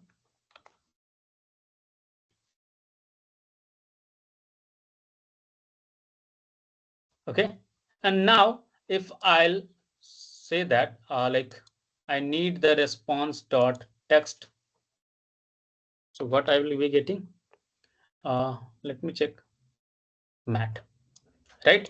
So you can see that in text uh, property we are having the value coming as a response. So what we can do, we can return here response dot text directly. We can do this or not, just let me know. See, we can do this, right?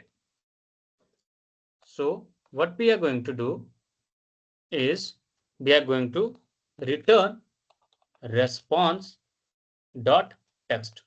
So now if I'll run this program, and whenever I'll ask a question and pass my question over here, then I should get a response, right? So if I'm asking question like this, and here answer is mat. The reason is like, see here the default value is this. So just replace this default value with the parameter, or you can say that argument you are getting in, right? Now run it again and you will get the same response. Yes, recordings will be provided, Krishna.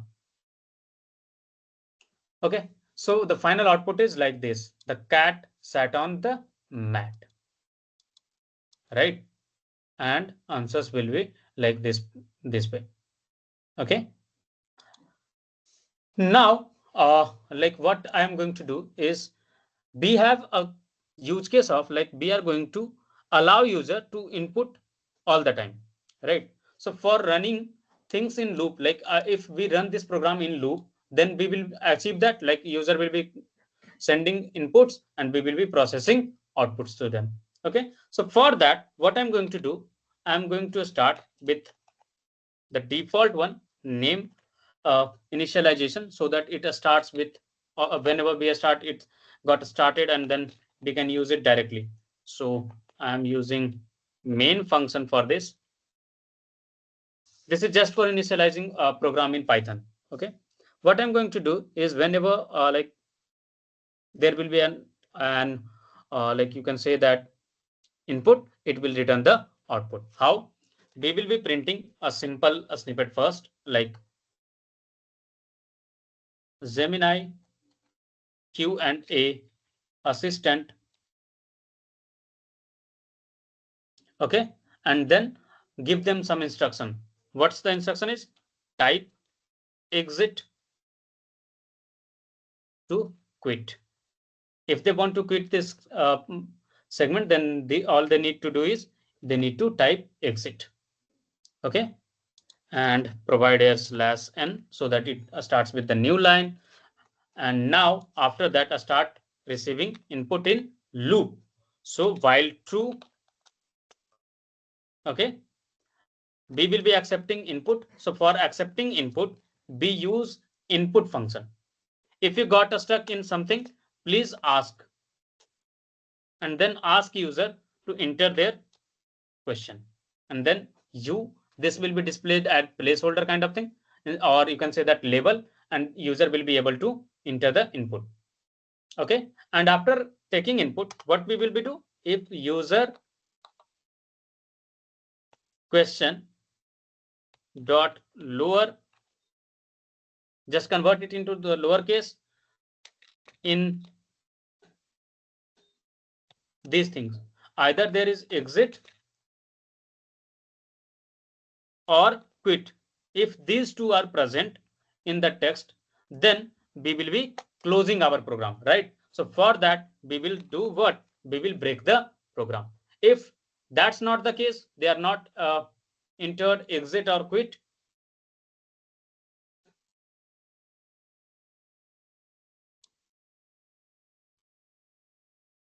or quit.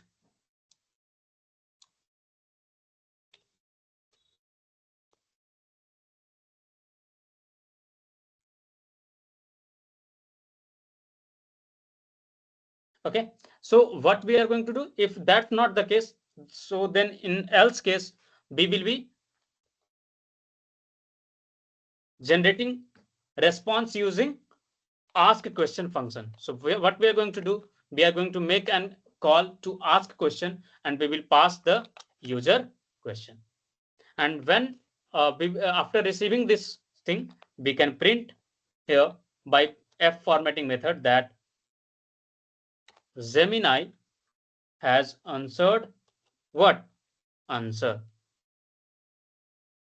right? And then put a /n for the new line. By default, it prints in new line, but just to be assured, I have done this. Now you can see whenever I will run this program, it will get running automatically.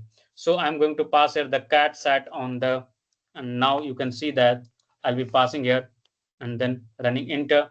It has given me these answers, right? Now it asking me to again input the question. Now I'm going to enter the question as explain how AI works in few words. Okay,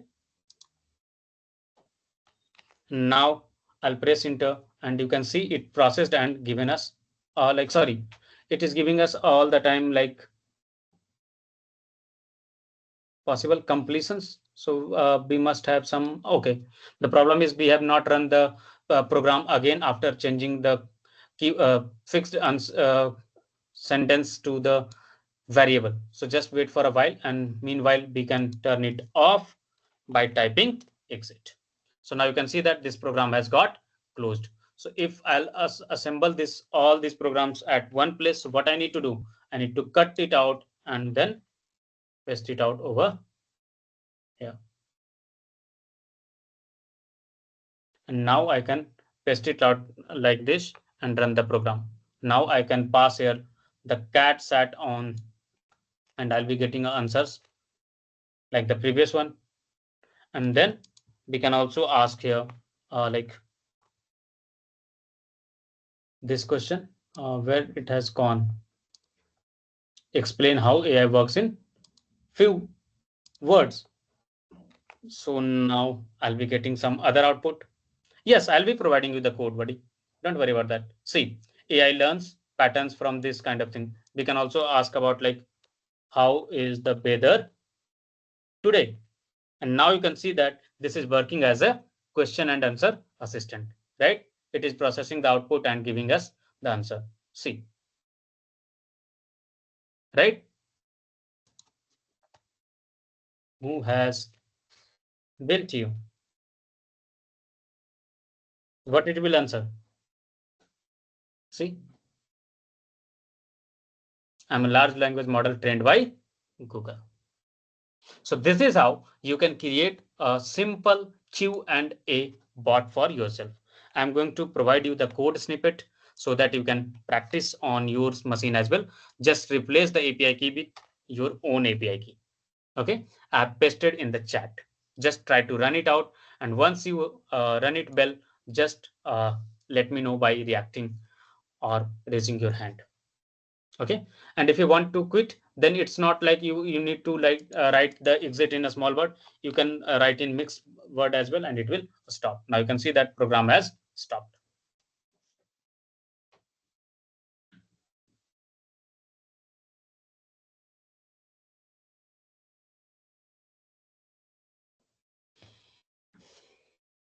If you guys have any problem, please let me know.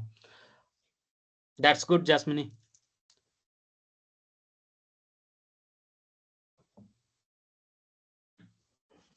I hope you guys are enjoying this session. If you are getting bored, please let me know. I'll try to make it interesting for you guys.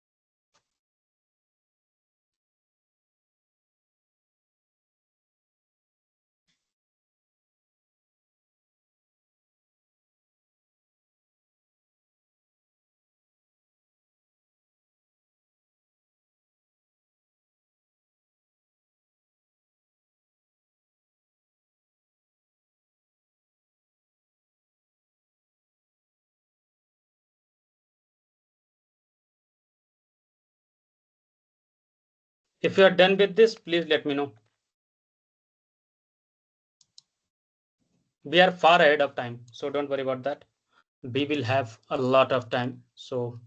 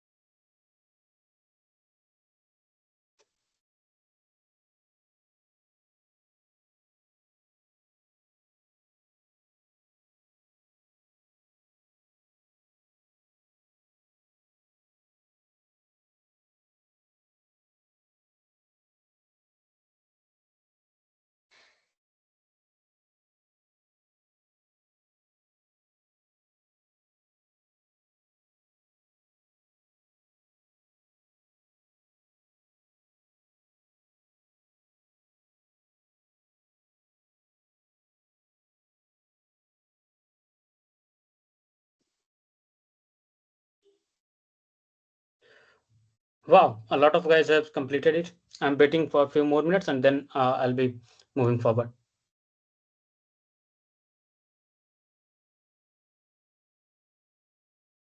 See, it will be dependent. You can train it. The thing is, when you are like passing the prompt to the like Gemini, so in that case, what you need to do is we are directly passing the question, right? So in that case, you need to format your prompt. Okay, and by formatting your prompt, you will be able to deliver like topic specific answers. So that will we will be doing in the final project. We have mentioned that we will be generating a healthcare chatbot, right, Sanjay? So just wait for like this session to be get covered until the fourth session. I am 110% sure that you will love it, and you will be like fully satisfied with all the things, and most of your mind like questions coming into your mind will be answered automatically.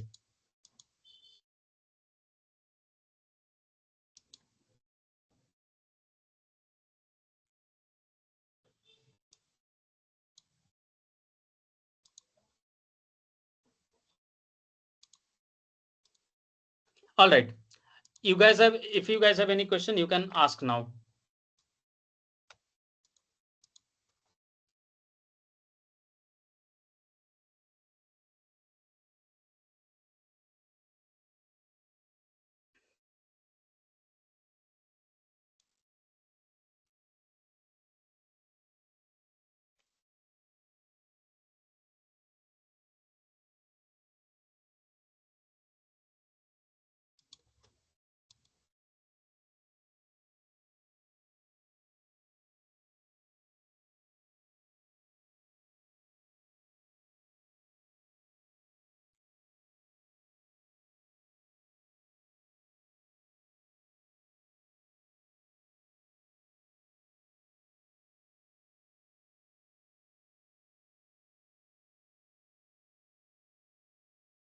All right.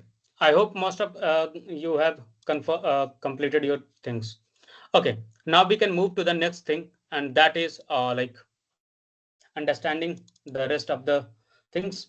Okay. So let's move to the next slide, and that is like this is a discussion prompt. Like, how is Gemini response different from a Google search result? If you have any answers, you can write in the chat. I would love to answer, like hear this from you guys first, and then only I'll be answering this. Like, what's my take on this?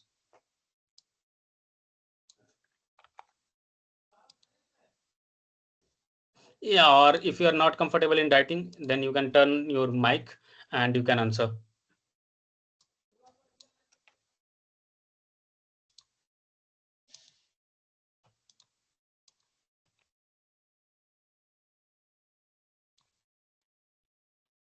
At least someone say something.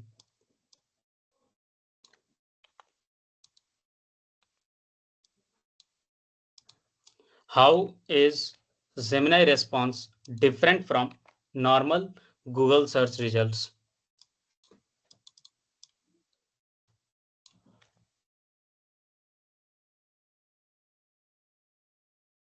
Google gives a lot of answers or options, which is confusing or user have to choose. Okay.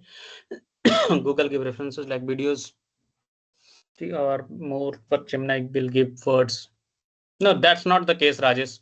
Like I have searched for one thing and you have seen that like it also came up with the YouTube video link. So we cannot say that. Yes, Sanjay, you can turn on your mic and say,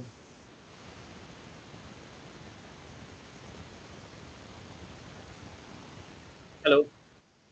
Are you saying something? We are not like listening your voice.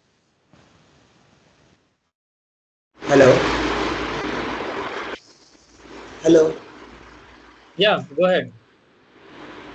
sir. The difference between Gemini and Google search, Gemini uses LLM, sir. Like it will give specific response, and if we mention something that we want, then it will give, sir. But Google result is like finding a nearest or capable answers to give to satisfy the user. I think like that, sir. Okay. Have Is you it in the right, sir? query? Yeah, got your answers. I'll like uh, end our conversation by giving my response. Don't worry about that. I'll also let you know my take on this. Okay. So the question is like how Google search result is different from like Gemini, right? See, the first thing I would like to mention that like just now Sanjay has explained that it uses LLM for like generating response. So like see, Google search results comes up with like query syntaxes, which I think one person has written that like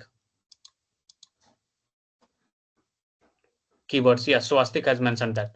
So Google uses those things and it will come up with at least some response related to that particular keywords. Okay. But in case of Gemini, what it does is like Gemini answers full answers generated and it comes up with like proper response like related to only the topics or the questions you have asked to Gemini.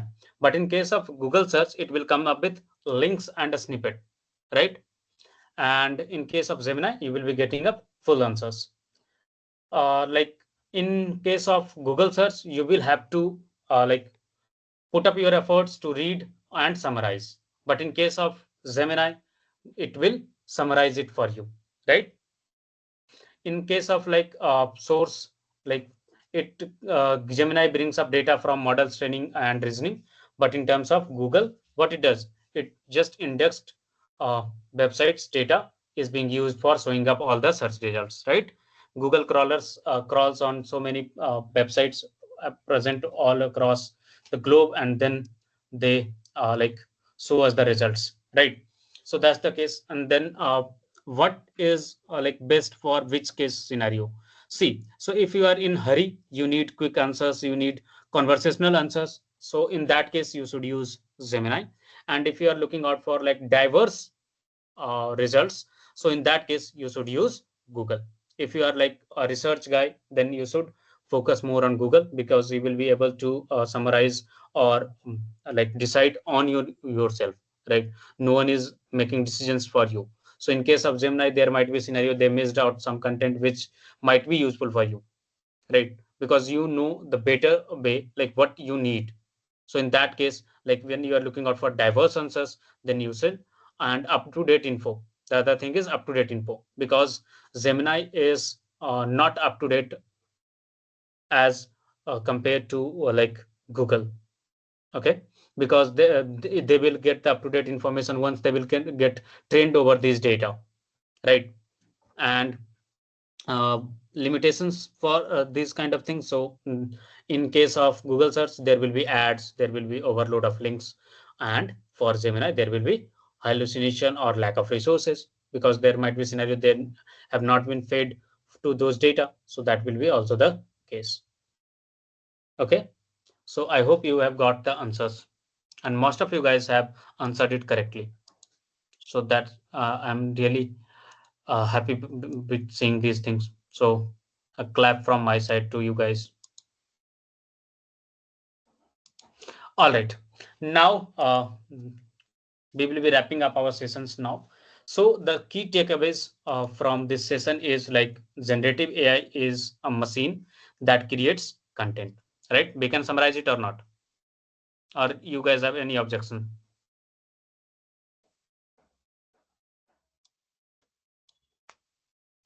If you guys have any objection, please let me know.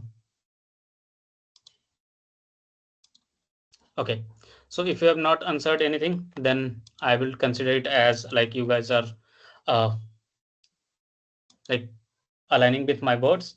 Then the thing is Gemini is a multi-model and powerful. Why we are considering Gemini as multilingual?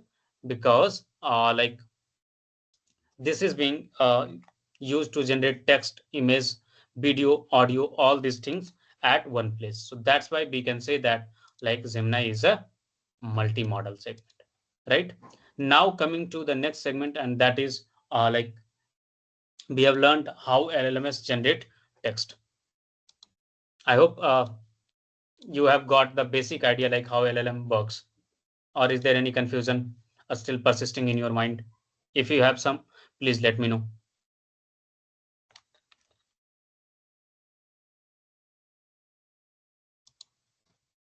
All right.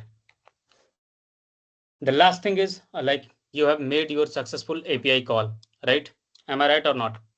Like we have actually made, we can say that few API calls, not only one, a few API calls today, and we were able to successfully execute all those things. So I hope we can close this session on this note. But before going to closing the session, I would like to let you know, guys, what will be the next. The next will be like we will be dive deep into GPT based chatbots, or like Gemini chatbots. What you guys will prefer, GPT based, or like you want like the GPT like Gemini based? Just let me know.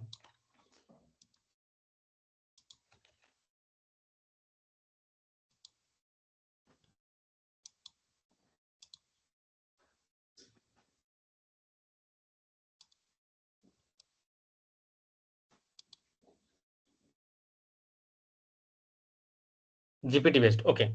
Then you will be able to build your own chatbot, and we will be also exploring system prompts and personalities. Like we will be exploring prompt engineering, which I mentioned earlier. Like we will be having this thing. So this is how we will be getting up. Now I'll be giving you a feedback form. Please fill it out positively. It will help us out to like improvise the sessions and bring out like the best possible content for you guys. So please provide the feedback just after like that it will be processed to your groups. So it will be helpful for us to bring us like better content ideas. And please like leave this chat after providing the feedbacks. It will be helpful for us. All right. Now, how does the Gemini API handle multimodal inputs, text, image, audio in real world applications? See, in real world applications, you are using Gemini. That is only the like uh, real world application. Next session is at 1:30, I think. We are scheduled at 1:30 to 4:30. So you should join at time. And if you got lost, then we have provided the link on the website itself in the WhatsApp group chat as well. So you guys can take references from there and join there. And you guys should help your like mates in the WhatsApp group in joining the session. In the next session, I want like most of you guys to be present. So we will be ending up our session tomorrow as well at 4:30. Yeah, I'll be recording all these four sessions. So all the four sessions will be recorded and it will be available for your future references as well. The timing for first slot is 9:30 to 12:30 and second slot is for 1:30 to 4:30. We have closed our session 1 hours ago because you guys were the most attractive audience I've met so far. So we are really thankful. Thank you for your attention. So thank you so much. You guys can follow us on our social media platforms. It will help us out to reach out to more people like you.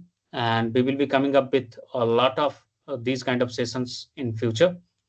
So if you have liked our session, then please follow us on our social media platforms, and I'll be also sharing you the community links. And please provide us the feedback so that we can improvise the session and optimize best for you guys. All right. Thank you. Thank you for your time. See you guys in the next session. Yeah, the topics will be the same, and I have like there are a lot of things to learn in the Gen AI. So like there will be a lot of like learning things with the help of practical examples rather than just the theoretical aspect. So you can expect that. Similar like the first session, that session will be also interesting and engaging.